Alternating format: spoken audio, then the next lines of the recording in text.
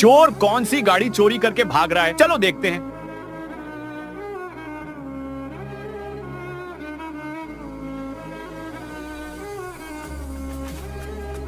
मुझे तो लगता है चोर ने ये वाली गाड़ी चोरी करके भाग रहा है, लेकिन उसे देखने से पहले। बेटा मुझे देखकर इग्नोर मत करना। इस बार जो भी परीक्षा में पास होना चाहता है मैं पास कर दूंगी, लेकिन मेरा भी एक काम करना होगा तुम्हें। इस वीडियो को लाइक और चैनल को सब्सक्राइब करना होगा और 5 सच्चे दोस्तों को शेयर करना होगा। और मेरे बेटे जाते जाते कमेंट में सरस्वती माँ लिख दो।